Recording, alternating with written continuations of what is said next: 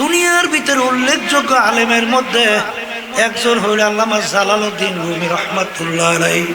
নাম শোনেন নাই? তিনি বলতেছেন, খোদ বা খোদ মাওলানা রুমি নাশদ, তা গোলামে শামসুত্তিবিজি নাশদ। আমি রুমি ততক্ষণ পর্যন্ত রুমি হতে পারি নাই যতক্ষণ পর্যন্ত শামসুত্তিবিজির সাগরে হইতে পারি নাই। মুরব্বা হওয়ার জন্য মুরব্বির কাছে যাওয়া লাগে কি লাগে না? শোষা পাইকা যাওয়ার পরে শোষা টুমটুম কইরা কাইটা, সোনা কুমার পাইকা গেলে টুমটুম কইরা কাইটা, খেজুর কাটা নিয়া ওই টুমটুম ওইটাকে ক্যাসে ক্যাসে কেইসর ভিতর থেকে সুকা রস কষ বের কইরা ফালায়। এরপর দুধ চিনি দিয়া ওই যখন ওইটা জাল দিয়া পাক করে তখন একটা সুস্বাদু খাদ্য হয়, নাম হয় মুরব্বা। এই মুরব্বা দামি হওয়ার জন্য মুরব্বির ওখানে হাত লাগা লাগছে। কথা কয় না? কথা ঠিক না? ঠিক। হায় হায় হায়, হে আল্লাহর বান্দারা, বলকের বাদশা ইব্রাহিম বিন আদহাম রাহমাতুল্লাহ আলাইহি বলকের বাদশা হওয়ার পরে তিনি যখন আখিরাতের চিন্তা কইরা, আখিরাতের স্থায়ী জিন্দেগির চিন্তা কইরা যখন মুরব্বির কাছে গেলেন, মুরব্বি এমন ভাবে কেঁচা শুরু করলো, এক পর্যায়ে বাদশাকে লাকড়ি টানার দায়িত্ব দিল, এমনকি মেথর ময়লা পরিষ্কার করার দায়িত্ব দিল। কেসতে আস কি করতে আস? কেসতে আস কেইসে কেইসে এক পর্যায়ে যখন তার ভিতর থেকে চুকা রসকস বেরিয়ে গেল, এমন এক ব্যক্তিত্ব হইয়া দুনিয়া থেকে বিদায় হলো, কিয়ামত পর্যন্ত মানুষ তার নাম স্মরণ করতে থাকবে। এই জন্য আমার বাজানদেরকে বলবো, পর্দালে মা বোনদেরকে বলবো, হাকিকত সে তো দুনিয়া বে খবর হ্যায়, দুনিয়া কি নুমাইশ পর নজর হ্যায়। হে বড় লোক আমার বাবারা, হে ধনী আমার বাবারা, হে ক্ষমতা সম্পূর্ণ আমার বাবারা, হে বড় বড় শিক্ষিত পাণ্ডিত আমার বাবারা, মাঝে মাঝে একটু চক্ষু বন্ধ করো, দুনিয়া নিয়ে একটু চিন্তা মোরাকাবা করো, দেখবা তোমার ভিতর থেকে উত্তর আসবে, সব ফাঁকি আর ফাঁকি। এ দুনিয়াদার পাগল আমার বাবারা, এ বড় লোক আমার বাবারা, যারা চিন্তা করছে তারা প্রশ্নের উত্তরও পাইছে। তাম দুনিয়ার মোট 4 জন লোক রাজত্ব করছিল, এর ভিতরে বাদশা সেকান্দার বা ইস্কান্দার বাদশা একজন, তিনি ইন্তেকালের আগে ওসিয়ত করছিল, হে আল্লাহর বান্দারা, হে আমার সাথীরা, আমি ইন্তেকালের পরে আমাকে গোসল করাইয়া কাপড় পরাইয়া হাত ধরে একটু বাহিরে রাইখা খাটের ভিতরে উঠাইয়া শহরটাকে ঘুরাইয়া তারপর আমাকে দাফন কইর। তিনি দুনিয়ার থেকে বিদায় হওয়ার পরে গোসল করাইয়া কাপড় পরাইয়া হাত দুইটা খাটের ভিতরে উঠাইয়া বাহিরে রাইখা শহর ঘুরায়। যারা বোঝে না তারা বলে, দেখছ আজীবন বাদশা আমাদের থেকে খাজনা এবং ট্যাক্স নিল, এখন মরার পরেও কেমন হাত পাইতে আছে, মনে হয় যেন খাজনা এবং ট্যাক্স চায়। বিজ্ঞ আলেমরা বলে, বোকারা তোমরা তো বোঝো না, বাদশা সিকান্দার ইন্তেকালের আগে ওসিয়াত করছিল, মৌতের পরে গোসল করাইয়া কাপড় পরাইয়া হাত দুইটা খাটের ভিতরে উঠাইয়া বাহিরে রাইখা ঘুরাইয়া শহর দাফন করার জন্যে তিনি তাম দুনিয়ার মানুষকে বোঝাতে চায়, এ তাম দুনিয়ার মানুষেরা, আমি বাদশা সিকান্দারের মতো এত বড় বাদশা মনে হয় দ্বিতীয় আর কেউ হইতে পারবি না, তাম দুনিয়ার বাদশাহী করলাম, কিন্তু আমি যখন কবরে রওনা করলাম একেবারে দুইটা খালি হাত নিয়ে কবরে রওনা করলাম, আর কিছুই নিতে পারলাম এ বড় লোক আমার বাবারা, হে সম্মানিত আমার বাবারা, এ পর্দার আড়ালের বাবুরা, মাঝে মাঝে একটু চক্ষু বন্ধ করে একটু মোরাকাবা চিন্তা করো। ফরিদপুর গেছিলাম, একজন আমাকে বলতেছে, হুজুর এই এলাকার ভিতরে বড় ধনী, মারা যাওয়ার পরে যত অন্ধকার হয়ে আসতেছে ঘরের ভিতর থেকে ডাক দিয়া বলে, এই লাশ রাত্রে ঘরে রাখা যাবে না। ছোট ছোট বাচ্চারা মরা লাশ দেখলে ভয় পাইবে। মসজিদের ভিতর থেকে খাট বের কইরা খাটের ভিতরে উঠাইয়া সারা রাত নিয়া মসজিদের বারান্দায় ফেলাইয়া রাখছে। তার কষ্টের কামাই করা টাকার বাড়ি তাকে জায়গা দেয়। এ বড় লোক আমার বাবারা, এ পর্দানের মা বোনেরা, এত টাকা রাখবা কোথায়? কাপড়ে যে পকেট। এ বড় লোক আমার বাবারা, যেই সম্পদের জন্য, যেই টাকার জন্য আমার আল্লাহকে ভুলছ, আখিরাতকে ভুলছ, কবরকে ভুলছ। আল্লাহ আল্লাহ, সেই দুনিয়া সম্পর্কে মাঝে মাঝে একটু চিন্তা মোরাকাবা করো। একজন আমাকে বলতেছে, হুজুর এক আল্লাহর বান্দা 6 তলা একটা বিল্ডিং তৈরি করলো। যখন নাকি বিল্ডিং কমপ্লিট, আরে দোয়ার জন্য লোকজন নিয়ে সিঁড়ি দিয়া উঠতেছে, ওই সময় হঠাৎ পইরা গেল। এরপরে দেখে আল্লাহর বান্দা আর দুনিয়াতে না। এ বড় লোক আমার বাবা না, বিল্ডিং তৈরি করলো, বিল্ডিং থাইকাও যাইতে পারে না। আসলে বাজার দুনিয়া শান্তির জায়গা না, কেউ কোনোদিন পায় না, কেউ কোনোদিন পাবে না। এই জন্য আমার বাজানদেরকে বলবো, পর্দারে মা বোনদেরকে বলবো, কি নিয়ে আমরা রওনা করলাম দুনিয়ার যে কোনো কাজের মধ্যে একবার নয় 5 বার যদি কেউ ঠগ, আবার ওই কাজের ভিতরে চেষ্টা করলে জিতবার আশা করা যায়। কিন্তু এই কবরের যাত্রীরা একবার যদি কেউ কবরে ঠগ,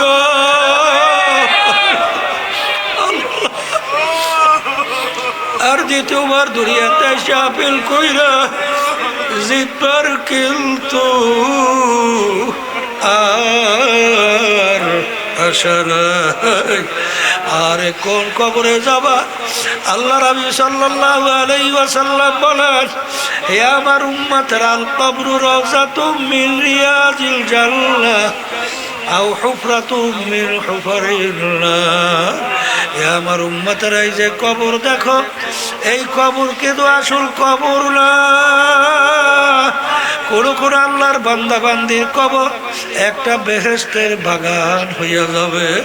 আল্লাহ আপনি আমার জন্য, আমাদের সবার জন্য কবুল করে না।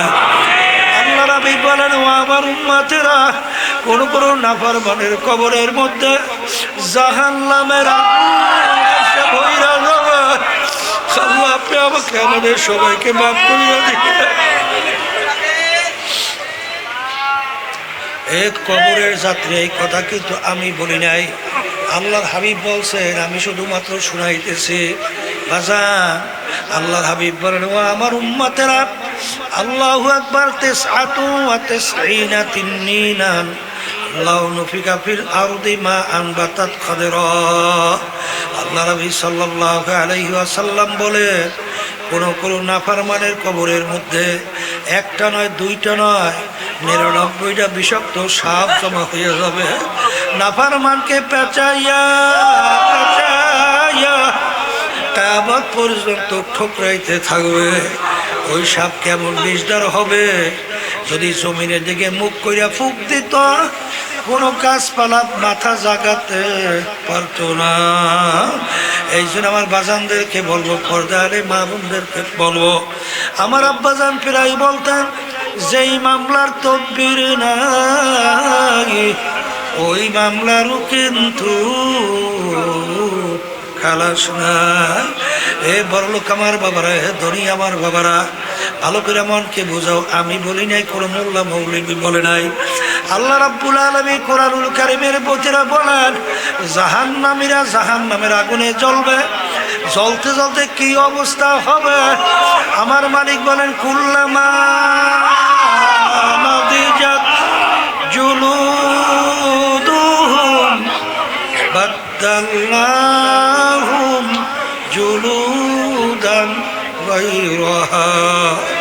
জাহান্নামীরা জাহান্নামের আগুনে জ্বলতে জ্বলতে তাদের শরীর থেকে চামড়া পৃথক হইয়া ওই চামড়া জমিনের ভিতরে ধারাজ করিয়া পড়িয়া যাবে। লা ইয়ামুতু ফিহা ওয়ালা ইয়াহইয়া। মানুষ মরবেও না, বাঁচবেও না। এ কবরের যাত্রীরা, এরপরে যদি মন না বোঝে দুনিয়ার আগুনে মাঝে মাঝে একটু আঙ্গুল ঢুক, কয় মিনিট ওই দুনিয়ার আগুনে আঙ্গুল রাখতে হয়।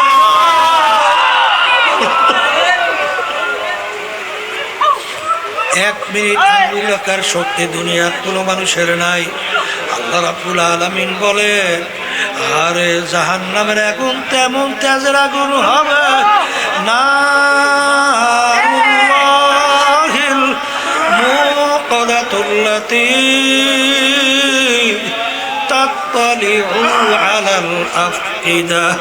আমি বলি নাই, কোন পীর বলে নাই, কোন মুফতি মুহাদ্দিস বলে নাই, আল্লাহ বলছেন আমরা শুধুমাত্র শুনাই। জাহান্নামের আগুনের মুমতাজের আগুন হবে, শরীরের যে কোনো জায়গায় লাগার সঙ্গে সঙ্গে ওই আগুন যাইয়া কলিজা পর্যন্ত পৌঁছাবে। আল্লাহ আপনি আমাকে আমাদের সবাইকে মাফ করিয়ে দিয়ে। এই দুনিয়াদার পাগল, কোন দুনিয়ার পিছনে বইরে আল্লাহকে বলছো? আজান, এই যে আমরা সূর্য দেখি 9,30,00,000 মাইল দূরে, ঠান্ডা জমিনে যখন দুপুরের সময় গরমে তাপ দেয়, তুমি আর আমি সহ্য করতে পারি না। কিয়ামতের ময়দানে এই সূর্য আমার মালিক এক হাত বা সোয়া হাত মাথার উপর বুর করে ছাড়বে। কিয়ামতের ময়দানে ঘর নাই, বাড়ি নাই, গাছ নাই, পানি নাই, আগুন না, কোনো জায়গা নাই। সূর্যের তাপে নাফরমানদের তালুটা টাস টাস করে ফাইটা মগজগুলা ভাতের মতো উঠলাইয়া বাইয়া বাইয়া পড়তে থাকবে। লা ইয়ামুতু ফিহা ওয়ালা ইয়াহইয়া। বাজার, এই দুনিয়ায় থাকা অবস্থায় ওই মামলার তদবির করার পরে রওনা করতে হবে। ঈমানকে নির্ভেজাল মজবুত করতে হবে, নেক আমল করতে হবে, গুনার আমল কমাইয়া নেক আমল বাড়াইয়া এইবার দুনিয়া থেকে বিদায় নিয়ে কবরে রওনা করতে হবে। বাজান, আমি আমার মালিক যখন মাহফিলে নিয়েই আসছেন, আমার মালিক বড় দয়ার, বড় মায়ার। যদি আমার মালিকের কাছে গুনার কথা মনে কইরা দুই চোখের পানি ছাইরা যদি আমার মালিকের কাছে দোয়া করতে পারো, আমার মালিক শুধু মাফ করবেন তাই না, তোমার আমার গুনাহকে আমার মালিক নেকের দ্বারা পরিবর্তন করবে। আমার মালিক তো সবসময় অপেক্ষায় থাকে কোন সময় আমার বান্দা বান্দি আমাকে আল্লাহ কইয়া ডাক দিবে। সঙ্গে সঙ্গে আমি বান্দা বান্দিটাকে সাড়া দেব। এই জন্য আমার বাজানদেরকে বলবো, মন তো চায় না এই আনন্দ ফুর্তি সাইরা সিক্ত বিনোদন থেকে ফিরে আসা, কিন্তু আল্লাহর হাবিব বলেন রাজানা মিন জিহাদিল আসগরি ইলা জিহাদিল আকবার। এ আমার সাহাবারা, ছোট যুদ্ধের থেকে বড় যুদ্ধের দিকে রওনা করলাম। সাহাবায়ে কেরাম বলে আল্লাহর রাসূল সাল্লাল্লাহু আলাইহি ওয়াসাল্লাম, এর চেয়ে বড় যুদ্ধ আবার কোনটা? আল্লাহর হাবিব বলে নফসের সঙ্গে জিহাদ করা এর চেয়ে বড় যুদ্ধ।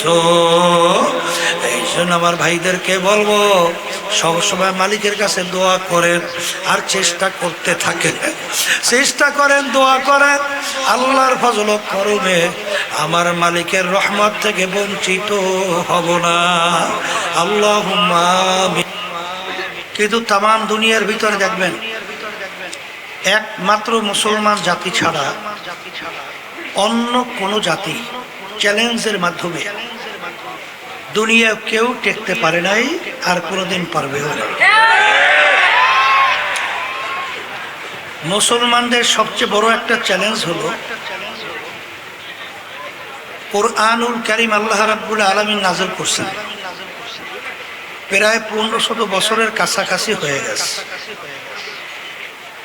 কোরআনুল কারীমের শুরুতে আল্লাহ রাব্বুল আলামিন চ্যালেঞ্জ হিসেবে বলছেন, যালিকাল কিতাব লা রাইবা ফীহি। এই যে কিতাব দেখো, এই কিতাবের ভিতরে কোনো ভুল সন্দেহ বলতে কিছু নাই। তাম দুনিয়ার মধ্যে অন্য যত ধর্মাবলম্বী আছে, কেউ কি তাদের ধর্মীয় পুস্তক নিয়ে কেউ চ্যালেঞ্জ হিসাবে এরকম কোনো কথা দেখাতে পারবে? নাই। আর যারা মানুষ তারাই তো বুঝবে। আপনার আমার বাড়ির পাশের গোয়ালঘরের গরুটা, তাকে আপনি যতভাবে বুঝাবেন সে কি বুঝবে? এই বোঝার শক্তি কি আল্লাহ গরুর মধ্যে দিছে? তাহলে বুঝার জন্য আমি বলছি যে আল্লাহ হাবিব সাল্লাল্লাহু আলাইহি ওয়াসাল্লাম দুনিয়ার শিক্ষার দিক থেকে তার উপাধি হলো উম্মি। আল্লাহ রাসূল সাল্লাল্লাহু আলাইহি ওয়াসাল্লাম তার নিজের দস্তখত করতে জানতেন না, মানে আল্লাহ দস্তখত দেওয়ার সুযোগও দেয়। প্রমাণ রাখার জন্য তার আঙ্গুল মুবারকের ভিতরে আংটি মুবারক দিয়ে সিল মারত। এই উম্মে আল্লাহর হাবিবের উপরে আল্লাহ 30 পারা কোরআনুল কারীম নাযিল কইরা শুরুতে চ্যালেঞ্জ হিসাবে আয়াত নাযিল করছে, যালিকাল কিতাব। বহুত বৈজ্ঞানিক দার্শনিক পণ্ডিত আল্লাহর হাবিবের জামানা থেকে শুরু করে, এই জামানা থেকে শুরু করে অদ্যাবধি পর্যন্ত দুনিয়া থেকে বিদায় নিয়ে গেছে, বর্তমানে আসে না। এত কিছু আবিষ্কার দুনিয়াতে হয়, কিন্তু আজ পর্যন্ত কোরআনুল কারীম থেকে ভুল বের করতে পারছে? তাই যদি না পারছে, তাহলে সংক্ষেপ এই বুঝটা যারা মানুষ তাদের ভিতরে আসবে কোরআনুল কারীম সত্য কথা, ঠিক কিনা? এরপরও আমি আমার ভাইদেরকে, পর্দারে মা বোনরা তারা শুনছে, আপনাদেরকে চ্যালেঞ্জ হিসেবে বলে গেলাম, শুধু আপনারা না, তাম দুনিয়ার সমস্ত মানুষ, সমস্ত মাখলুকাত সবাই একত্রিত হয়ে পারলে কোরআনুল কারীমে যে একটা ভুল বের করে দেখান। যদি দেখাতে পারেন তাহলে আমাদের এই বড় বলার চ্যালেঞ্জ থাকবে না। তাই কেউ কোনোদিন পারে নাই, কেউ কোনোদিন পারে না। তাহলে কোরআনুল কারীম সত্য। তাই কোরআনুল কারীম যদি সত্য হয়, আমি আমার ভাইদেরকে বলবো, পর্দারে মা বোনরা যারা শুনছেন, দুনিয়াটা কি স্থায়ী না ক্ষণস্থায়ী? কেমন ক্ষণস্থায়ী? একটু মাঝে মাঝে চক্ষু বন্ধ করে মোরাকাবা করে। আমাদের জেলার সভাপতি, আমাদের জয়নাল আবেদিন সাহেব রহমাতুল্লাহ আলাইহি, কিছুদিন আগেও মনে হয় যেন আমাদের সামনে কথা বলতেছে, কিন্তু কোন অবস্থায় কিভাবে চলে গেল বুঝতে পারছিল? একটু আগেও সে থাকবে না। কথা বলে, এই দুনিয়ার জিন্দেগিটা ক্ষণস্থায়ী। বলে তা কেমন? সেকেন্ডের কোনো ভরসা নাই, নিঃশ্বাসের কোনো বিশ্বাস নাই। আর আখেরাত হলো স্থায়ী, যার শুরু আছে আর কোনোদিন। ক্ষণস্থায়ী এবং স্থায়ী, এইটা বোঝাতে যাই আল্লাহ রাসূল সাল্লাল্লাহু আলাইহি ওয়াসাল্লাম বলছিলেন, আলী তুমি মৃত্যুকে কত দূরে মনে করো? আলী রাদিয়াল্লাহু তাআলা বলছিলেন, আল্লাহ রাসূল সাল্লাল্লাহু আলাইহি ওয়াসাল্লাম, আমি যখন নামাজের জন্য ওযু করতে যাই, তখন আমি খেয়াল করে আমার জীবনের শেষ অজু এইটাই হতে পারে। সামনে রক্তের নামাজের জন্য আর অজু করার সুযোগ নাও পেতে পারি।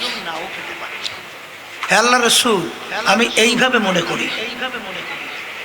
আল্লাহ রসুল সাল্লাল্লাহু আলাইহি ওয়াসাল্লাম বললেন, আলী তুমি তো ভুল করছো, মৃত্যু তো এত দূরে না। এক নামাজ থেকে অন্য নামাজ আসতে মাঝখানে অনেক সময়ের ব্যবধান। তুমি এইভাবে খেয়াল করো, নামাজের ভিতরে যখন ডান দিকে সালাম ফিরাও, বাম দিকে সালাম ফিরাতে পারি কিনা। এই হলো ক্ষণস্থায়ী।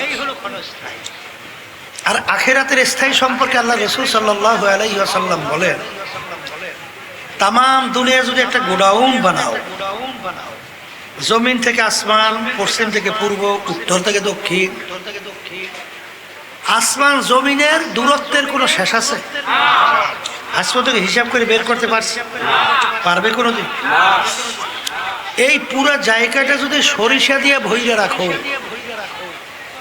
আর একটা পাখিকে যদি বলো হে কবুতর পাখি, একটা সরিষার দানা খাবা, আবার 500 বছর পরে আর একটা সরিষা দানা খাবা। এরকম 500 বছর পর পর একটা সরিষা দানা খাইতে খাইতে তাম দুনিয়াময় গোড়াউন একদিন না একদিন শেষ হবেই হবে। কিন্তু আল্লাহ রাসূল সাল্লাল্লাহু আলাইহি ওয়াসাল্লাম বলেন, আখিরাতের জিন্দেগি শুরু হবে, কোনদিন শেষ না। এখন আমার বাজানদেরকে বলবো, আমার ভাইদেরকে বলবো, এই যে আখিরাতের জিন্দেগি, যত জাতি দুনিয়ার ভিতরে বিচরণ করে সব জাতি কিন্তু পরকাল বিশ্বাস করে, করে না? হিন্দুরা পরকাল বিশ্বাস করে না? নাহলে ওরা পূজা আশ্রা করবে কেন? খ্রিস্টানরা পরকাল বিশ্বাস করে না? নাহলে ওদের ধর্মীয় রীতিনীতি পালন করবে কেন? সব জাতিই কিন্তু পরকাল বিশ্বাস করে। আমরা মুসলমান, আমরাও পরকাল বিশ্বাস করি। এখন ওই যে আখিরাতের জিন্দেগি শুরু আছে, শেষ নাই, ওই জিন্দেগির সম্বল সম্পদ কামাই করার জায়গা হলো দুনিয়াতে। জোরে বলেন কোথায়? বলে হুজুর তা কেমন? আজকে মাহফিলে আসছে, নিয়াজ যাদের সহি, আমল নামায় গুনাহ জমা হয় না নেক জমা হয়? হ্যাঁ, এই নেকি তো আখিরাতের সম্ভব। এই নেকের ব্যাপারে আল্লাহ রাব্বুল আলামিন কি বলছেন? ফামাই ইয়ামাল মিসকালা যাররাতিন শাররান খায়রান ইয়ারা ওয়া মান ইয়ামাল মিসকালা যাররাতিন শাররান ইয়ারা।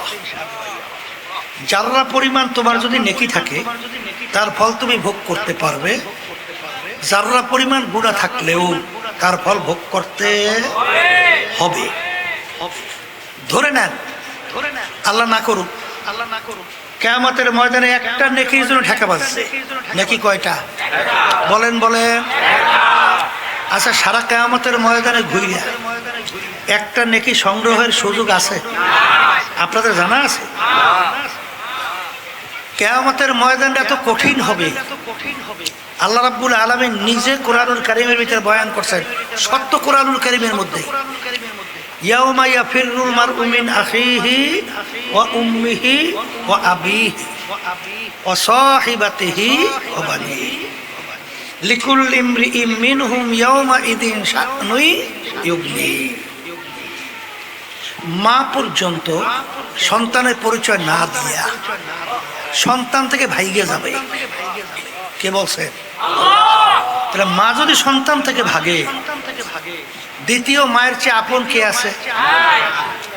তাহলে মাই যদি পরিচয় না দিয়ে ভাগে, অন্য আপনাকে কেউ নেকি দেবে, এই চিন্তাটা আসে কিভাবে? আসে? বলেন না।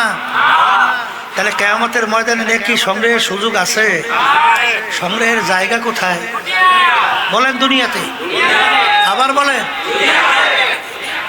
এখন আমরা যারা মাহফিলে আসছি, আল্লাহ যদি কবুল করে লক্ষ লক্ষ নাকি আমল নামায় জমা হবে। আল্লাহুম্মা আমিন। আল্লাহ কবুল করে নেন। যাই হোক, তাই যেই কথাটা আমি বলতে চাইছিলাম, কোরআনুল কারীম সত্য, দুনিয়া ক্ষণস্থায়ী, আখেরাত। তাই যেহেতু দুনিয়া ক্ষণস্থায়ী, আখেরাত স্থায়ী, আর মরণ লাগবে না, লাগবে না? আর একটু আসতে বলে, কেন এইটা বলতে তো মন চায় না, কারণ মরতে তো মন চায় না, কথা বলে না।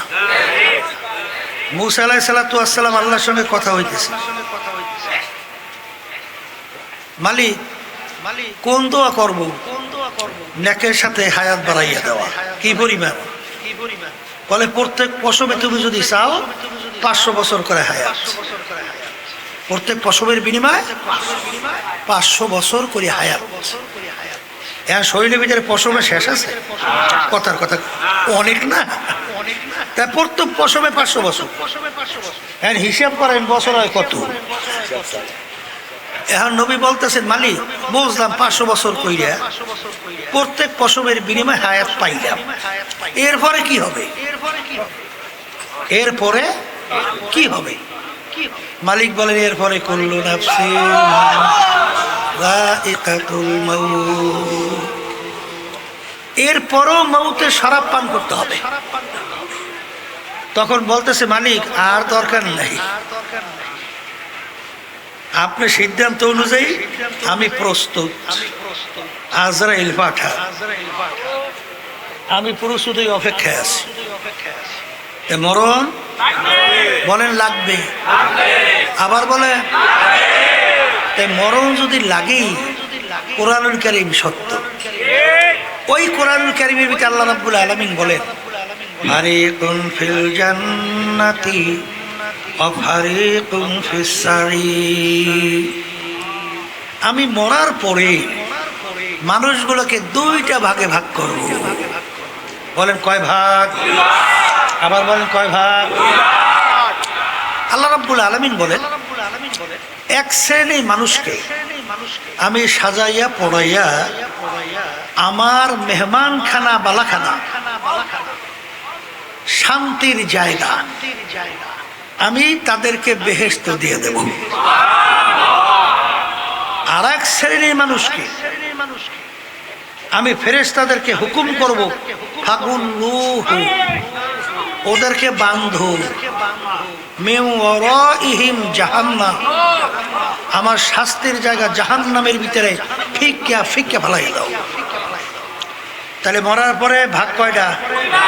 বলেন না, বলেন একদল জান্নাতে, বলেন আর একদল জাহান্নামে। কথা ঠিক? আমি বলছি না আল্লাহ। এখন কথা হলো, জান্নাতে যাবে কারা আর জাহান্নামে কারা যাবে? তা তো কোরআনুল কারীমে আল্লাহ জানাইয়ে দিয়েছে। কি জানাইছে? আল্লাহ রাব্বুল আলামিন বলতেছেন, হে আমার বান্দা বান্দীরা শোনো, ইন্নাল্লাযীনা আমানু ওয়া আমিলুস সালিহাত কানাত লাহুম জান্নাতুল ফিরদাউসি নুজুলা। যারা দুনিয়া থাকা অবস্থায় ঈমান আনবে, নেক আমল করবে। বলেন কয়টা কাজ? বলেন মুখ খুলে বলেন। বলেন একটা ঈমান আনা, আর একটা বলেন নেক আমল। এই 2টা যারা আমার কাছে নিয়ে আসবে, তাদেরকে আমি বেহেশতের মেহমান বানাইয়ে বেহেশতে জায়গা দেব। আর যারা এই 2টার ভিতরে ঘাটতি বাঁচবে, তাদেরকে জাহান্নামে ফেলাবো। কথা ঠিক? এখন কথা হলো, দুনিয়া সরকার কি মানুষগুলোকে 2টা ভাগে ভাগ করে না? করে করে। এক শ্রেণীর মানুষকে সরকার পুরস্কৃত করে না? পুরস্কৃত। ডিসির বাংলো, এসপির বাংলো, সচিবের বাংলো, গাড়ি বাড়ির অভাব নাই, খাদেম খুদ্দামের অভাব নাই, শান শওকতের শেষ নাই। কথা বলে না। আর এক শ্রেণীর সে মানুষের জন্য সরকার বানাইছে জেলখানা। কথা ঠিক কিনা? এই জেলখানার ভিতরে অনেক সময় আছে না, এই অল্প একটু জায়গার মধ্যে শিকল পায় লাগায়, এইবার হাতের মধ্যে লাগায়, বেরি বেরি বেরি ডান্ডা বাড়ি, বেশি যদি নাকি অপরাধী হয় ডান্ডা বাড়ি লাগাইয়া ওই পাও বড় করে রাখতেও পারে না, এই ডান্ডা বাড়ি লাগাই দিস আছে না নাই? শাস্তি না আরাম? আচ্ছা, এখন বাচ্চাদেরকে বলি, তা দুনিয়ার সরকারের দুইটা নিয়ম, এক শ্রেণীর মানুষকে পুরস্কৃত করে, আর এক শ্রেণীর মানুষকে শাস্তির ব্যবস্থা করে। কথা ঠিক না ঠিক? এখন এই যে ডিসি, এসপি, সচিব সহ বড় বড় পদের অফিসার, তাদের জন্য সরকার যে পুরস্কারের ব্যবস্থা করছে, এই পর্যন্ত পোষার জন্য ডিসি সাহেবের, এসপি সাহেবের, সচিব সাহেবের কয় রাত্র ঘুম নষ্ট করা লাগছে খবর আছে? পড়তে পড়তে পড়তে পড়তে অনেক সময় চুল বইরিয়ে যায়, ঠিক মতো ঘুমাইতেও পারে নাই। আর হোস্টেলে থাকলে তো ডাইলের পানি খাইতে খাইতে অনেক সময় আমাশা রোগ হয়ে যায়। কথা বলেন না কেন? তাহলে ওই পদে পোষার জন্য কি করা লাগছে বলেন, মুখ খুলে বলেন। আচ্ছা, আর জেলখানায় যাওয়ার জন্য কোনো কষ্ট লাগে? বলে হুজুর তা কেমন? এই চারিপাশ সুতা রড আছে না, এই হাতের মাপে একটা লাঠির মতো রড হাতে নিয়া ঠিক একটা লোকের মাথাকে সই করিয়া দুই হাতে রড ধরে জোরে একটা মাথার উপরে ঠাস করে মারে, এক বাড়িতে মাথা দুই ভাগ। বাড়ি দিতে কয় মিনিট লাগছে? 2-1 সেকেন্ড, এর বেশি লাগছে? এর ভিতরে হ্যান্ডকাপ লাগিয়ে গেছে, টানতে টানতে জেলখানায়। তাই জেলখানা যাইতে কোনো কষ্ট, কিন্তু পুরস্কৃত হইতে হইতে চুল ভরিয়ে গেছে, ঘুম নষ্ট হয়েছে।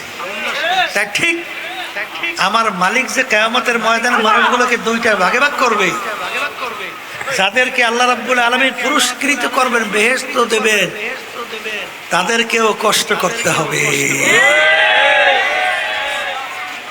কথা বলেন না কেন? আর যাদেরকে আল্লাহ রাব্বুল আলামিন শাস্তির ব্যবস্থা করবে, ওদের কোনো কষ্ট লাগবে না। কথা ঠিক কিনা? এখন বেহেশতে যাইতে চান কারা কারা?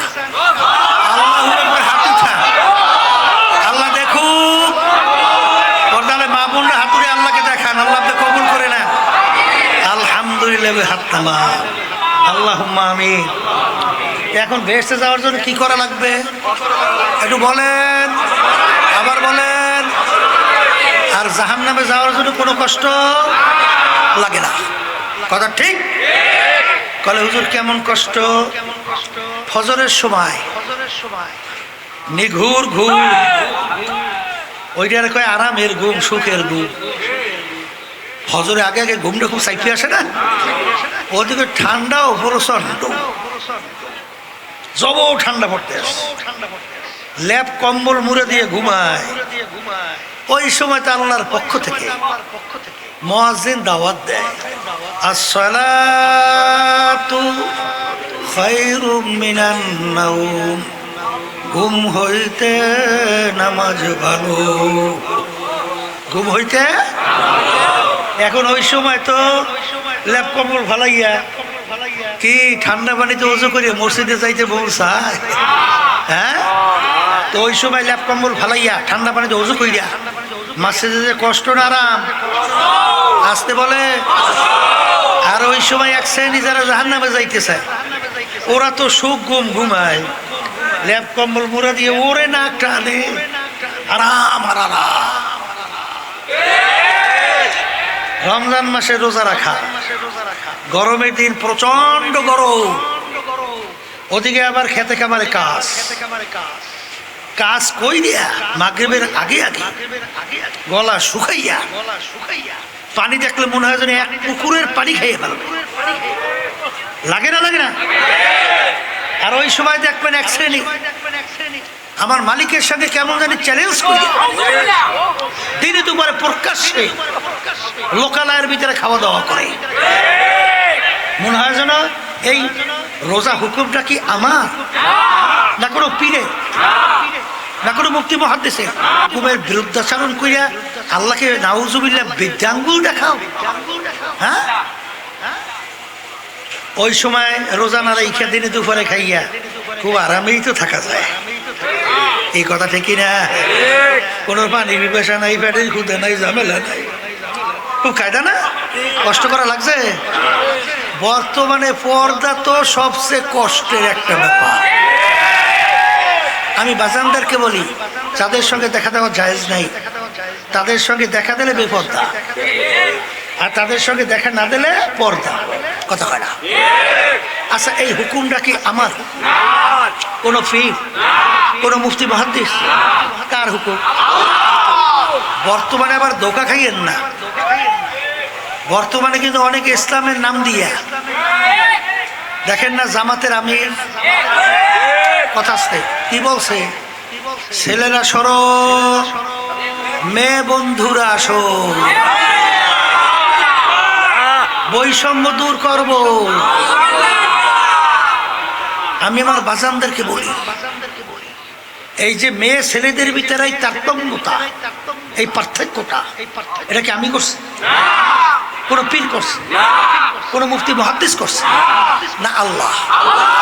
তাহলে এক পর্যায়ে যদি এই কথা কেউ বলে, ছেলেরা সরো, মেয়ে বন্ধুরা আসো, বৈষম্য দূর করবো, নাউযুবিল্লাহি মিন যালিক, এইটা যে কার উপরে বর্তায়? খবর আছে, খবর আছে। করতেছো কি? কি করতেছো? হ্যাঁ, এই বাইতুল মুকাররমের উত্তর গেট কোনদিন বেপরদা উচ্ছৃঙ্খল মহিলাদেরকে নিয়ে কোন দল মিটিং করছে আপনাদের জানা আছে? এমন কিছু হুজুর আলেমের লেবাস লাগাইয়া, লকব লাগাইয়া, সামনে বেপরদা মহিলাদেরকে শাড়ি দিয়ে রাখে এইবার মিটিং করে তাদের লইয়া মিছিল করে। আপনারা দেখছেন এটা পর্দা না? আসতে কয় পর্দা না? আরে এই পর্দা হুকুমটা কি আমার না আল্লাহ? এই আল্লাহর বান্দা, করতেছো কি? কি করতেছো? হ্যাঁ, এই যাদের সঙ্গে দেখা দেওয়া জায়েজ নাই, আমি বলি জীবনে আপনি 2 রাকাত তাহাজ্জুদের নামাজ পড়েন নাই? জীবনেও না, কোনোদিন না, কোনোদিন না। এই জন্য আপনার জন্য জাহান্নামের হুকুম কয় বছর? 1 সেকেন্ড। কিন্তু একবার যদি কেউ ইচ্ছা করে বেপরদা হয়, কমপক্ষে একটা কবিরা গুনাহ, আর একটা কবিরা গুনার জন্য কমপক্ষে 7,000 বছর জাহান্নামের আগুনের ভিতরে জ্বলতে হবে। কথা বোঝেন কিছু? তাই বাজারদেরকে বলো, কে মানবেন কে মানবেন না দরকার নাই, আমাদের দায়িত্ব হলো পৌঁছায় দাও। কে মানবে তা সে জানে। কথা ঠিক কিনা? এই অবস্থায়ও দেখছি, এই বাংলাদেশে 5ই আগস্ট 2024 গণ অভ্যুত্থানের পরে এই দেশকে পরিবর্তনের জন্য ইসলামের শক্তিকে রাষ্ট্রীয় পর্যায়ে পৌঁছাবার জন্য, মানবতার কল্যাণের জন্য আমরা চেষ্টা করেছিলাম। সেখানে কওমি ঘরানার ইসলামী দলগুলোকে এক জায়গায় নিয়ে আসছিলাম। জামাত তখন আমাদের সাথে আনি নাই, চলার পথে আইসা আমাদের সঙ্গে ঢুকছিল। কথা ঠিক কিনা?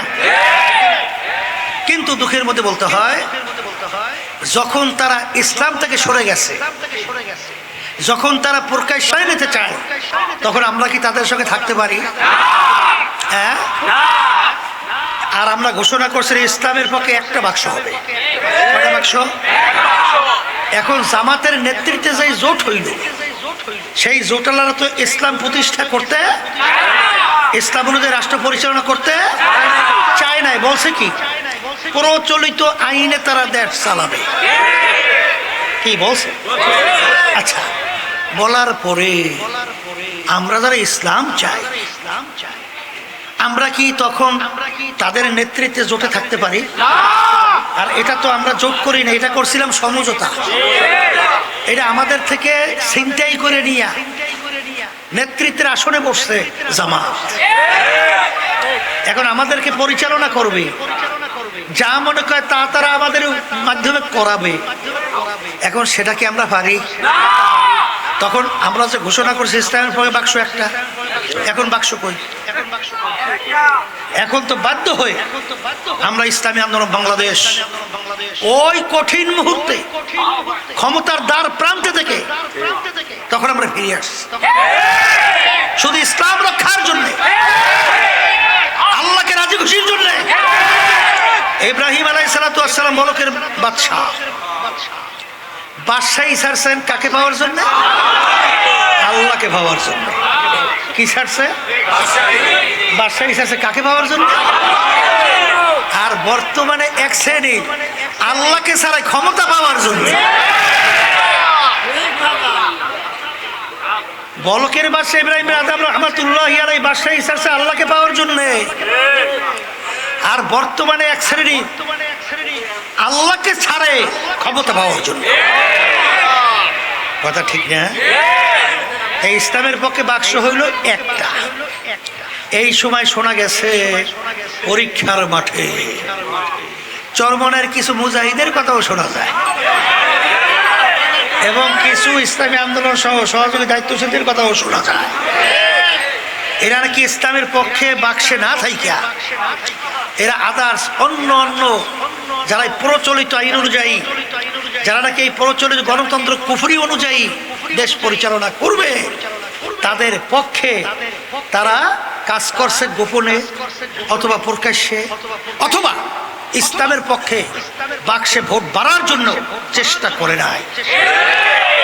এই তিন শ্রেণী যারা চরমনায় মুজাহিদ দাবি করে এবং অন্যান্য সংগঠনের সাথে আমাদের সহযোগী জড়াই আছে, যারা জাতীয় নির্বাচনে ইমানি পরীক্ষায় যারা তিন চরিত্রের তিন গুণে গুণান্বিত চুপ রয়েছে, দলে দলে সহযোগিতা করছে, প্রকাশ্যে করছে, এই তিন শ্রেণী সে যে হোক, যত জ্ঞানী হোক, যত টাকার মালিক হোক, যত বড় বংশের হোক, যত নেতা হোক, একেবারে জেলা কেন্দ্র থেকে শুরু করে ওয়ার্ড পর্যায় পর্যন্ত কোন কমিটির সদস্য পদেও থাকতে পারবে না।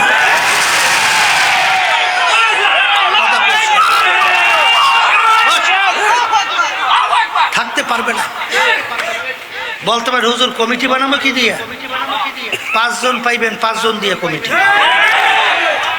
যেখানে ওয়ার্ডে একজনও নাই, খালি থাকবে। কারণ দুষ্ট গরুর চেয়ে শূন্য আতাল ভালো। আপনাদের যেখানে ভালো লাগছে সেখানে যান, আপনাদেরকে কেউ আটকাই রাখে নাই। এখানে আপনাদের জন্য শিকাল নাই, রশি নাই, বান্দার কোনো ব্যবস্থা নাই। যেরকম ইচ্ছে সেরকম চলেন, আপনাকে কেউ বাধা দেবে না। আমাদের দায়িত্ব বলা ফেরার জন্য। কথা ঠিক কিনা? যারা ব্যতিক্রম করছেন মালিকের সঙ্গে বসবেন। আমাদের ব্যাপারে বিভিন্ন ধরনের মন্তব্য মিথ্যা অপপ্রচার হয় কি হয় না? হয়। আপনাদেরকে সংক্ষেপে বলি বাজান, একটু বুঝে শূন্য সামনে পা বাড়াইয়ে। আল্লাহ রাসূল সাল্লাল্লাহু আলাইহি ওয়াসাল্লাম উপাধি পাইছিল আল আমিন। পাইছে? পাইছে? মুসলমান দেশে না বিজাতিরা? অর্থ কি? সত্যবাদী। আলামিন শব্দের আবার বলেন, আবার বলেন। আবু বকর বলেন সিদ্দিক, অর্থ কি? সত্যবাদী। আল্লাহ রাব্বুল আলামিন হুকুম করেন ওয়াকুনু মাস সাদিকিন, তোমরা সত্যবাদীদের সংস্পর্শে যাও, তাদের দলভুক্ত হও, তাদের সাগরেদ হও। কাদের কথা কইছে? আবার বলেন। আল্লাহ রাব্বুল আলামিন নামাজের ভিতরে শিক্ষা দেয় ইহদিনাস সিরাতাল মুস্তাকিম সিরাতাল লাযীনা আন'আমতা আলাইহিম। আল্লাহ ওই পথে চালান যেই পথে চলার পরে আপনার পক্ষ থেকে যাদের উপরে নেয়ামত বর্ষিত হয়েছিল তাদের পথে আমাকে চালান। কি দোয়া করেন? এখন এরা কারা? অন্য আয়াতে আল্লাহ বলতেছে মিনান নাবিয়িনা ওয়াস সিদ্দিকিনা ওয়াস শুহাদাই ওয়াস সালিহিন ওয়া হাসুনা উলাইকা রফিকা। এখানে নবীদের পরেই সিদ্দিকীন, সিদ্দিকীন শব্দের অর্থ কি? মুখ খুলে বলে না, সত্যবাদী।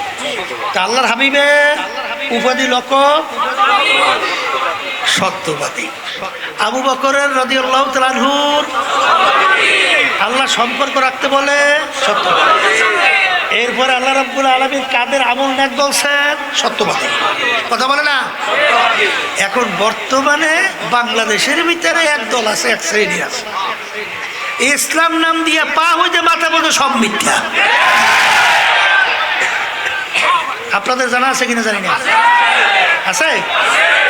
আচ্ছা বলেন তো, একবার যার থেকে মিথ্যা প্রমাণিত হয় ওর জীবনে কোনোদিন সাক্ষী গ্রহণযোগ্য হয়? আপনারা জানা থাকলে বলেন, আমার জানা নাই। হ্যাঁ, জীবনে তার সাক্ষী গ্রহণযোগ্য কোনোদিন না। আচ্ছা বলেন তো, হাদিস বয়ান করার সময় সনদ বোঝেন?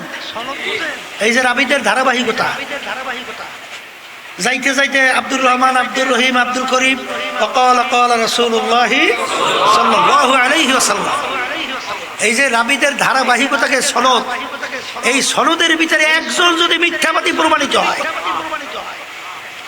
যার থেকে একবার মিথ্যা প্রমাণিত হয় তার থেকে হাদিস গ্রহণ করা জায়েজ আছে কিনা? উলামায়ে কেরাম বলেন হ্যাঁ, নাই নাই নাই নাই নাই। আল কিযবু ইউহলিক, মিথ্যাবাদী ধ্বংসপ্রাপ্ত, ধ্বংস অনিবার্য। আমাদের ব্যাপারে একটু মিথ্যে বেশি বলে। আমরা বিএনপি থেকে 400 কোটি খাইছি, আবার বলে 10 কোটি খাইছি, আবার বিভিন্ন বিভিন্ন অনেক কিছু করছি। কথা ঠিক না? কথা অত বেশি বলা দরকার নাই, শখে বলি। শোনেন, একদল ভাই রয়েছে মারিফতের দাবিদার, ওরা বলে কালাম 90,000। কোন সময় কালাম 90,000? বলে আল্লাহ যে তার রসুলের সঙ্গে সবাই মেয়েরা যে কথা বলছে না, ওই সময় 90,000 কালাম হচ্ছে। 6,000?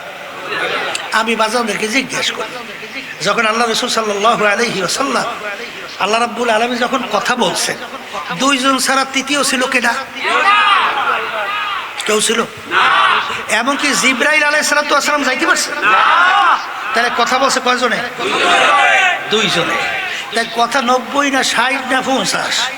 এইটা ওই যে যাদের নামাজ নাই, রোজা নাই, সুন্নাত নাই, ফরজা নাই, ওরা ওই ল্যাংডারা আছে দেখে না কেডা? কেউ ছিল? তাহলে কথাটা কি সত্য না মিথ্যা? জোরে বলেন। আমাদের সাথে বিএনপির সাথে লেনদেন হয়েছে 400 কোটি, 10 কোটি, 50 কোটি। আচ্ছা বলেন তো, তার লেনদেন হইলে আমাদের সঙ্গে বিএনপির সঙ্গে হয়েছে, তাই যারা বলতেছে ওই ল্যাংডা বেদাইতের আছে নাকি না কেনা? এই মিথ্যুকরা কেউ ছিল? জোরে বলেন। তাহলে সত্য না মিথ্যা? তাইলে সব হইলে আগে হইতে মাথা বলতে সব মিথ্যা। কথা ঠিক না বেটা? এই অবস্থায় যারা সর্বনাশ মুজাহিদ দাবি করি, আর যারা নাকি ইসলামী আন্দোলন সহযোগী সংগঠন পরিচয় দিয়া যারা ইসলামের পক্ষের বাক্সে ছিলেন না, আপনাদের চরমনায় কোনো প্রয়োজন না। কথা পরিষ্কার। চরমনায় দল ভারী করার জন্য তরিকা করা হয় নাই। নূহ আলাইহিস সালাতু ওয়াস সালাম প্রায় 950 বছর পর্যন্ত দাওয়াত দেওয়ার পরে মাত্র 70-80 জন মুসলমান হয়েছে। এই 950 বছরের মধ্যে 70-80 জন মুসলমান, এ থেকে আমার নবীর নবুয়তি গেছে নাকি? বলো না? হ্যাঁ, তাহলে আমরা কি ঠিকাদারি নিয়ে আসি? এই জন্য আমার বাজানদেরকে বলবো, পর্দারে মা বোনদেরকে বলবো, কবরে কিন্তু কোনো দলাদলি নেই, কবরে কিন্তু কোনো পরিচয়ও নাই। যাইয়ে যে পরিচয় দেবে সরমনে মুরিদ, আমি 18 রাজারবাগ, দেওয়ানবাগ, সুরেশ্বর, মাইজ ভান্ডার, আমি জামাত, আমি বিএনপি, আমি জাতীয় পার্টি, আমি অমুক তমুক সমুক অমুক বংশের, এইসব পরিচয় কবরে আছে। তা যদি নাই থাকে তাহলে দল কয়টা? এই 2টা দল মরার পরে কয়টা? মরার পর দল কয়টা? একটা জান্নাতি আর একটা জাহান্নামী। জান্নাতে যাইতে হলে কয়টা কাজ করা লাগে? বলেন ঈমান, নেক আমল। বলেন ঈমান, নেক আমল। আর নেক আমলের কথা তো বলছি, কোনটা? মিনান নাবিয়্যিন ওয়াস সিদ্দিকিন ওয়াস শুহাদাই ওয়াস সালিহিন ওয়া হাসুনা উলাইকা রাফিকা। নবীদের আমল মানে কাজ, সিদ্দিকিনদের আমল মানে কাজ, শুহাদায়ে কেরামদের আমল মানে কাজ, সালিহিন নেককার পরহেজগার তাদের ধারাবাহিকতায় তাদের আমল তাদের কাজ। কথা ঠিক? এখন আমরা এখানে যারা আসছি, ব্যবসা বাণিজ্য অনেকে ফালাই রেখে আসছি, বাড়িঘর সব কাজকর্ম ফালাই রেখে আসছি, টাকা পয়সা খরচ করে আসছি, একটা লক্ষ্য উদ্দেশ্য নাই কি চিরস্থায়ী জায়গা বেহেশতে যাবে আর জাহান্নামের শাস্তি থেকে বাঁচবে। তাহলে এখন নেক আমল তো সবাইরই করতে মন চায়, আসতে বলে ঈমান নির্ভেজাল পোক্ত মন করতে সবাইরই মন, কিন্তু আমাদের পিছনে শত্রু আছে। আল্লাহ বলছেন কি আছে? কয়েক ধরনের শত্রুর ভিতরে একটা হইলো বলেন জিন শয়তান, আর একটা বলেন মানুষ শয়তান, আর একটা বলেন নফসে আম্মারা শত্রু। এই তিন শত্রু আমাদেরকে ঈমান নেক আমলে বাধা দেয়। কথা ঠিক কিনা? এদের থেকে বাঁচার জন্যে আল্লাহ রাব্বুল আলামিন আপনাকে আমাকে হুকুম করছেন, ওয়াকুনু মা'আস সাদিকিন। হে আমার বান্দা বান্দিরা, তোমরা সাদিকিন বান্দাদের সঙ্গী হইয়া যাও। সোহবতে সালেহ তোরা সালেহ কুনাদ, সোহবতে তালেহ তোরা তালেহ কুনাদ। এক জামানা সোহবতে বা আউলিয়া বেহতারা সাদ সালে তাআত বেরিয়া গেলে করবো এদার হাম্মামে রোজে রসিদাস দাস্তে মাহবুবে বাদাস্তা। এ আল্লাহর বান্দারা, পর্দারে মা বোনেরা, দুনিয়ার ভিতরে তাকাইলে দেখা যাবে সৎসঙ্গে স্বর্গবাস, অসৎ সঙ্গে সর্বনাশ। কথা ঠিক না বেঠিক? ওয়াকুনু মা'আস সাদিকিন, আমার মালিক বলে তোমরা সাদিকিন বান্দাদের সঙ্গী হয়ে যাও, তাদের সঙ্গে স্পর্শে যাও। বাজান, দুনিয়ার ভিতরে উল্লেখযোগ্য আলেমের মধ্যে একজন হইল আল্লামা জালালউদ্দিন রুমি রহমাতুল্লাহ আলাইহি। নাম শুনেন নাই? তিনি বলতেছেন, খোদ বা খোদ মাওলানা রুমি নাশদ তা গোলামে শামসুত তিবরিজি নাশদ। আমি রুমি ততক্ষণ পর্যন্ত রুমি হতে পারি নাই যতক্ষণ পর্যন্ত শামসুত তিবরিজির সাগরে হইতে পারি নাই। মুরব্বা হওয়ার জন্য মুরব্বির কাছে যাওয়া লাগে কি লাগে না? শোষা পাইকা যাওয়ার পরে শোষা টুমটুম কইয়া কাইটা, সোনা কুমার পাইকা গেলে টুমটুম কইয়া কাইটা, খেজুর কাটা নিয়া ওই টুমটুম ওইটাকে ক্যাসে ক্যাসে কেইসোর ভিতর থেকে সুকা রস কষ বের কইরা ফালায়। এরপর দুধ চিনি দিয়া ওই যখন ওইটা জাল দিয়া পাক করে তখন একটা সুস্বাদু খাদ্য হয়, নাম হয় মুরব্বা। এই মুরব্বা দামি হওয়ার জন্য মুরব্বির ওখানে হাত লাগা লাগছে। কথা কয় না? কথা ঠিক না বে ঠিক? হায় হায় হায়, হে আল্লাহর বান্দারা, বলকের বাদশা ইব্রাহিম বিন আদহাম রাহমাতুল্লাহ আলাইহি বলকের বাদশা হওয়ার পরে তিনি যখন আখিরাতের চিন্তা কইরা, আখিরাতের স্থায়ী জিন্দেগির চিন্তা কইরা যখন মুরব্বির কাছে গেলেন, মুরব্বি এমন ভাবে কেঁচা শুরু করলো, এক পর্যায়ে বাদশাকে লাকড়ি টানার দায়িত্ব দিল, এমনকি মেথড ময়লা পরিষ্কার করার দায়িত্ব দিল। কেসতে আস কি করতে আস?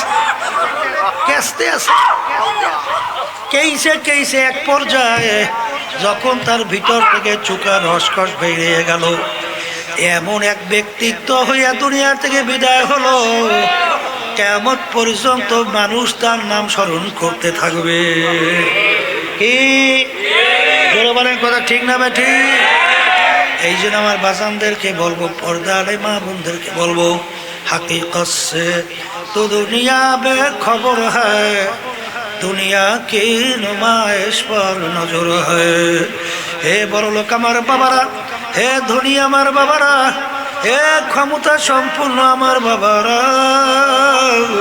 हे बड़ बड़ शिक्षित पंडित आमार बाबारा, माझे माझे एकटु चक्षु बंद करो, दुनिया निये एकटु चिंता मुराकाबा करो, देखबा तुम्हार भीतर थेके उत्तर आसबे सब फाँकी आर फाँकी। ए दुनियादार पागल आमार बाबारा, ए बड़ लोक आमार बाबारा, जारा चिंता करছে तारा प्रश्নের उत्तरও পাইছে। तमाम दुनियार मोट 4 জন लोक राजत्व করছিল, এর ভিতরে বাদশা সিকান্দার বা ইস্কান্দার বাদশা একজন, তিনি ইন্তেকালের আগে ওসিয়ত করছিল, হে আল্লাহর বান্দারা, হে আমার সাথীরা, আমি ইন্তেকালের পরে আমাকে গোসল করাইয়া কাপড় পরাইয়া হাত ধরে একটু বাহিরে রাইখা খাটের ভিতরে উঠাইয়া শহরটাকে ঘুরাইয়া তারপর আমাকে দাফন কইরো। তিনি দুনিয়ার থেকে বিদায় হওয়ার পরে গোসল করাইয়া কাপড় পরাইয়া হাত দুইটা খাটের ভিতরে উঠাইয়া বাহিরে রাইখা শহর ঘুরায়। যারা বোঝে না তারা বলে, দেখছো আজীবন বাদশা আমাদের থেকে খাজনা এবং ট্যাক্স নিল, এখন মরার পরেও কেমন হাত পাইতে আছে, মনে হয় যেন খাজনা এবং ট্যাক্স চায়। বিজ্ঞ আলেমরা বলে, বোকারা তোমরা তো বোঝো না, বাদশা সিকান্দার ইন্তেকালের আগে ওসিয়াত করছিল, মৌতের পরে গোসল করাইয়া কাপড় পরাইয়া হাত ধুইয়া খাটের ভিতরে উঠাইয়া বাহিরে রাইখা ঘুরাইয়া শহর দাফন করার জন্যে। তিনি তাম দুনিয়ার মানুষকে বোঝাতে চায়, এ তাম দুনিয়ার মানুষেরা,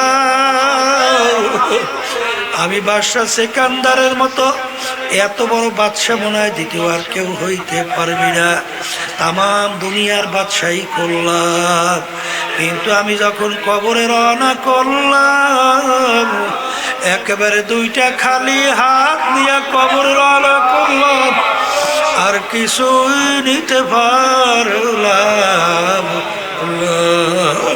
হে বড় লোক আমার বাবারা, হে সম্মানিত আমার বাবারা, হে পর্দার আড়ালের বাবুরা, মাঝে মাঝে একটু চক্ষু বন্ধ করে একটু মোরাকাবা চিন্তা করো। ফরিদপুর গেছিলাম, একজন আমাকে বলতেছে, হুজুর এই এলাকার ভিতরে বড় ধনী, মারা যাওয়ার পরে যত অন্ধকার হয়ে আসতেছে ঘরের ভিতর থেকে ডাক দিয়া বলে, এই লাশ রাত্রে ঘরে রাখা যাবে না, ছোট ছোট বাচ্চারা মরা লাশ ডাকলে ভয় পাইবে। মসজিদের ভিতর থেকে খাট বের কইরা খাটের ভিতরে উঠাইয়া সারা রাত নিয়ে মসজিদের বারান্দায় ফেলাইয়া রাখছে। তার কষ্টের কামাই করা টাকার বাড়ি তাকে জায়গা দেয়। এ বড় লোক আমার বাবারা, এ পর্দানের মা বোনেরা, এত টাকা রাখবা কোথায়, কাপড়ে যে পকেট। এ বড় লোক আমার বাবারা, যেই সম্পদের জন্য, যেই টাকার জন্য আমার আল্লাহকে ভুলছ, আখিরাতকে ভুলছ, কবরকে ভুলছ, আল্লাহ আল্লাহ, সেই দুনিয়া সম্পর্কে মাঝে মাঝে একটু চিন্তা মোরাকাবা করো। একজন আমাকে বলতেছে, হুজুর এক আল্লাহর বলদা 6 তলা একটা বিল্ডিং তৈরি করলো, যখন নাকি বিল্ডিং কমপ্লিট আরে দোয়ার জন্য লোকজন নিয়ে সিঁড়ি দিয়া উঠতেছে, ওই সময় হঠাৎ পইরা গেল। এরপরে দেখে আল্লাহর বান্দার দুনিয়াতে না। এ বড় লোক আমার বাবা নাম বিল্ডিং তৈরি করলো, বিল্ডিং থাইকাও যাইতে পারে না। আসলে বাজার দুনিয়া শান্তির জায়গা না, কেউ কোনোদিন পায় না, কেউ কোনোদিন পাবে না। এই জন্য আমার বাজানদেরকে বলবো, পর্দারে মা বোনদেরকে বলবো, কি নিয়ে আমরা রওনা করলাম দুনিয়ার যে কোনো কাজের মধ্যে একবার নয় 5 বার যদি কেউ ঠগো আবার ওই কাজের ভিতরে চেষ্টা করলে জিতবার আশা করা যায়। কিন্তু এই কবরের যাত্রীরা একবার যদি কেউ কবরে ঠগ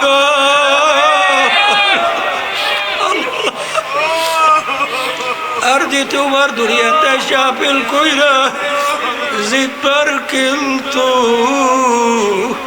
আর আশা নাই। আরে কোন কবরে যাবা? আল্লাহ রাবি সাল্লাল্লাহু আলাইহি ওয়াসাল্লাম বলেন, হে আমার উম্মতেরা, আল কবরু রাওযাতুম মিন রিয়াজিল জান্নাহ আও হুফরাতুম মিন হুফারিন নার। হে আমার উম্মতেরা, এই যে কবর দেখো, এই কবর কিন্তু আসল কবর না। কোন কোন আল্লাহর বান্দা বান্দির কবর একটা বেহেশতের বাগান হইয়া যাবে। আল্লাহ আপনি আমার জন্য, আমাদের সবার জন্য কবুল করে না। আল্লাহ রাবী বলেন, ও আমার উম্মতেরা, কোন কোন নাফরমানের কবরের মধ্যে জাহান্নামের আগুন হইয়া যাবে। আল্লাহ আপনি আমাকে, আমাদের সবাইকে মাফ করিয়া দিবেন। এক কবরের যাত্রী, এই কথা কিন্তু আমি বলি নাই, আল্লাহর হাবিব বলছেন, আমি শুধুমাত্র শুনাইতেছি। বাজান, আল্লাহর হাবিব বলেন, ও আমার উম্মতেরা, আল্লাহু আকবার তিসআতু ওয়া তিসঈনা তিন্নিনান লাউ নুফিকা ফিল আরদি মা আনবাতাত খাদরা।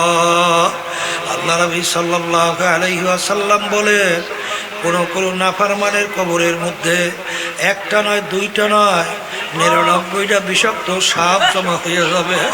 নাফরমানকে পেঁচাইয়া পেঁচাইয়া কিয়ামত পর্যন্ত ঠোকরাইতে থাকবে।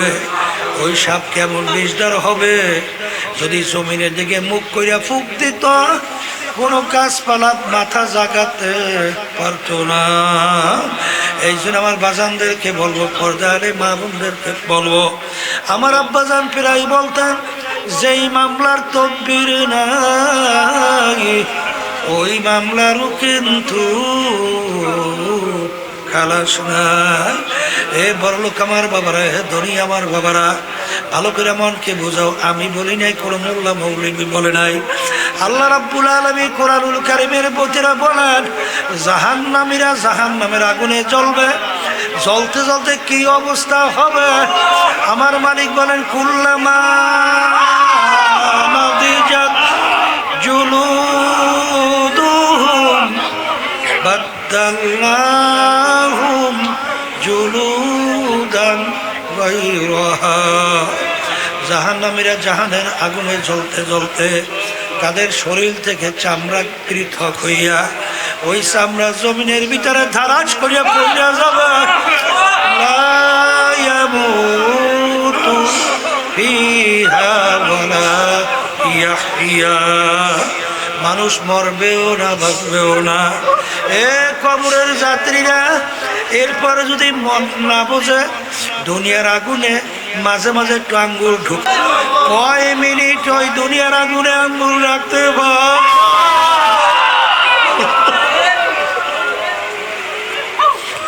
1 মিনিট আঙ্গুল রাখার শক্তি দুনিয়ার কোনো মানুষের নাই।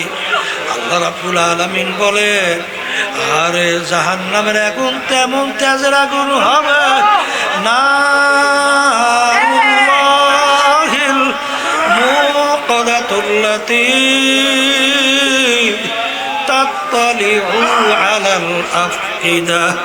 আমি বলি নাই, কোন পীর বলে নাই, কোন মুফতি মুহাদ্দিস বলে নাই।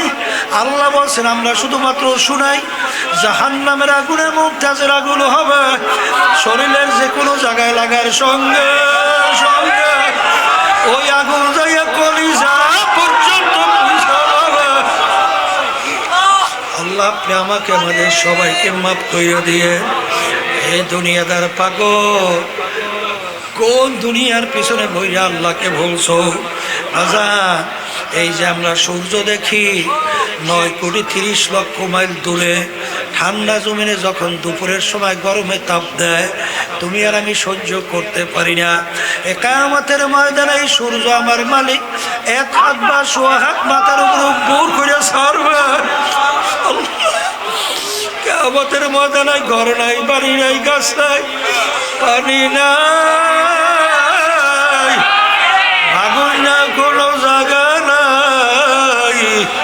সূর্যে তাপে নাফরমানদের তালুটা টাস টাস করে ফাইটা মগজগুলা ভাতের মতো উঠলাইয়া বাইয়া বাইয়া পড়তে থাকবে। লা ইয়ামুতু ফিহা ওয়ালা ইয়াহইয়া। বাজার এই দুনিয়ায় থাকা অবস্থায় ওই মামলার তদবির করার পরে রওনা করতে হবে। ঈমানকে নির্ভেজাল মজবুত করতে হবে, নেক আমল করতে হবে, গুনার আমল কমাইয়া নেক আমল বাড়াইয়া এইবার দুনিয়া থেকে বিদায় নিয়ে কবরে রওনা করতে হবে। বাজান আমি আমার মালিক যখন মাহফিলে নিয়েই আসছেন, আমার মালিক বড় দয়ার বড় মায়ার।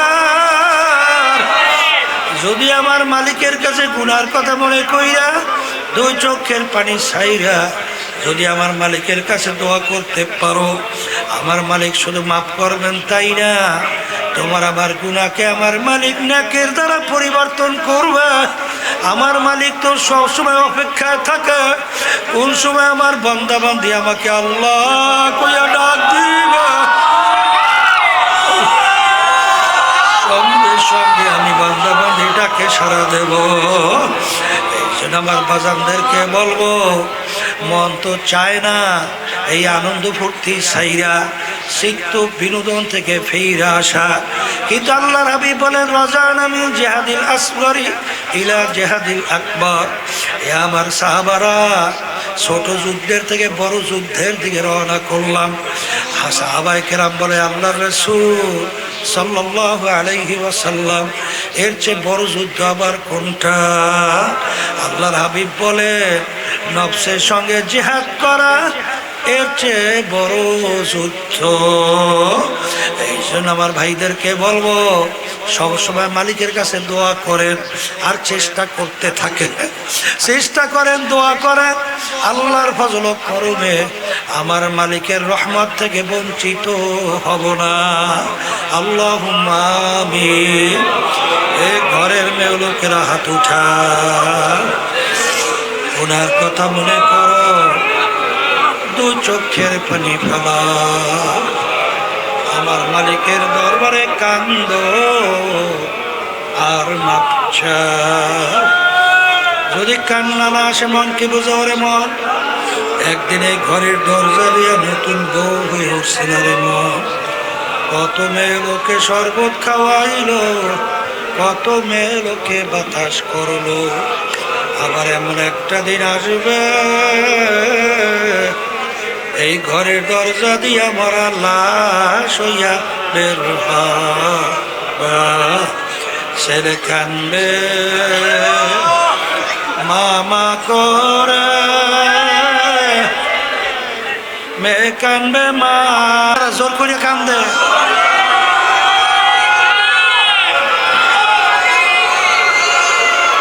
সন্তান মেরে চোখে পানি আসে, সন্তান না আসে চোখের ভিতরে পানি আসে।